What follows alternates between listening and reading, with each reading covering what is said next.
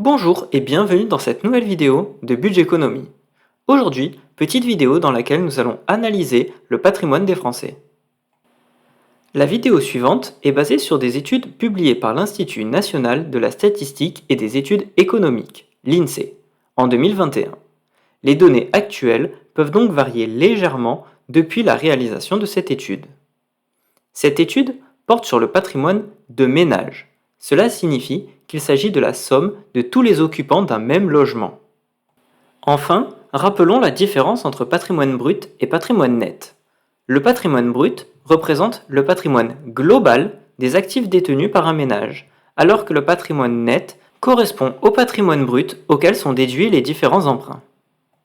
Commençons par nous intéresser à la population française dans sa globalité et découpons-la en déciles. Si nous découpons la population en déciles, c'est-à-dire en partie de 10% de la population, nous pouvons voir les écarts patrimoniaux. Ce tableau nous permet de voir que les 10% des Français les plus précaires ont un patrimoine net inférieur à 3 000 euros. Le Français médian, c'est-à-dire qui compte 50% des Français en dessous de son patrimoine et 50% au-dessus de son patrimoine, a un patrimoine de 124 800 euros. Enfin, si nous nous intéressons à un objectif commun à grand nombre d'investisseurs, gagner 1 million d'euros de patrimoine, cela représente 5% de la population française. Il s'agit du 95e centile. Intéressons-nous à la courbe de découpage du patrimoine net en déciles. Nous pouvons voir que le patrimoine est très inégalement réparti. En effet, il s'agit d'une courbe exponentielle. Si nous voulons obtenir une courbe plus lisse, nous devons utiliser une échelle logarithmique. Cette courbe nous permet de nous rendre compte de la différence entre patrimoine brut et patrimoine net. Nous pouvons donc observer le taux d'endettement des différents ménages en fonction de leur décile. Ce premier découpage nous permet de remarquer que la répartition du patrimoine des Français est très inégale. Nous pouvons aussi remarquer que la classe moyenne, située entre les déciles 4 et le décile numéro 6, utilise une proportion plus importante de crédit en pourcentage de patrimoine. Cela signifie qu'ils ont un taux d'endettement supérieur. En valeur absolue, ce sont les classes les plus aisées qui utilisent quand même le plus le levier de l'emprunt bancaire. Au niveau de la distribution patrimoniale, nous pouvons remarquer quelques chiffres significatifs par rapport à la distribution du patrimoine brut des ménages.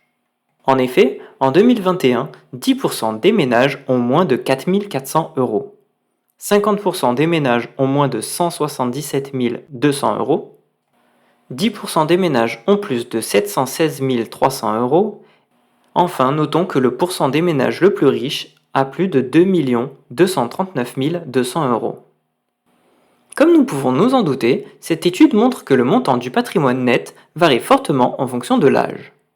En effet, si nous nous intéressons au patrimoine net médian, nous voyons que avant 30 ans, le patrimoine médian est de 12 700 euros, alors que entre 40 et 50 ans, celui-ci monte à 106 600 euros. Si nous regardons le graphique de ces valeurs, nous pouvons voir que la moyenne et la médiane sont des valeurs totalement différentes.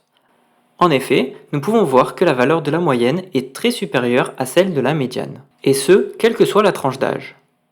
Si nous prenons l'exemple des personnes de moins de 30 ans, leur patrimoine net moyen est de 38 500 euros, alors que le patrimoine médian est de 12 700 euros pour cette tranche d'âge. Cela signifie qu'il y a plus de personnes avec un patrimoine faible, 50% des personnes ont un patrimoine inférieur à 12 700 euros, et que les personnes ayant un fort patrimoine ont une surface financière très importante. On peut également constater que le patrimoine augmente jusqu'aux 50 ans, puis se stabilise. Cela peut venir de l'enrichissement lié au remboursement d'un prêt immobilier, notamment lié à l'achat de la résidence principale.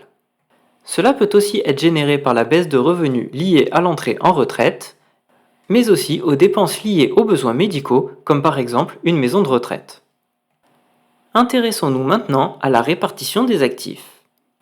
En effet, les différents ménages français ne détiennent pas la même répartition des actifs en fonction de leur âge. On constate notamment que quelle que soit la tranche d'âge, plus de 80% des Français détiennent des livrets d'épargne qui sont souvent peu rémunérateurs. On peut également observer l'importance du patrimoine immobilier dans la répartition des ménages supérieurs à la trentaine.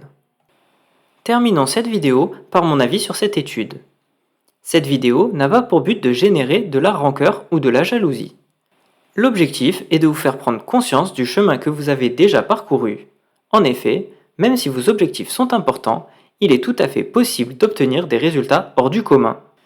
Mais il est aussi important de recontextualiser ces objectifs, notamment l'objectif d'être millionnaire.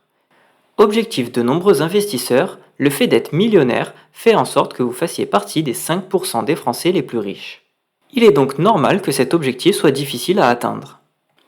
Cette vidéo touche à présent à sa fin. Si celle-ci vous a plu, je vous invite à mettre un pouce en l'air et à vous abonner à la chaîne YouTube. Si cela vous en dit, vous pouvez me partager en commentaire dans quel décile vous vous trouvez actuellement et quels sont vos objectifs pour le futur. Si vous souhaitez le faire de façon anonyme, vous pouvez me joindre directement sur Instagram @budgeconomie. Il ne me reste plus qu'à vous souhaiter une excellente fin de semaine et vous dire à samedi prochain.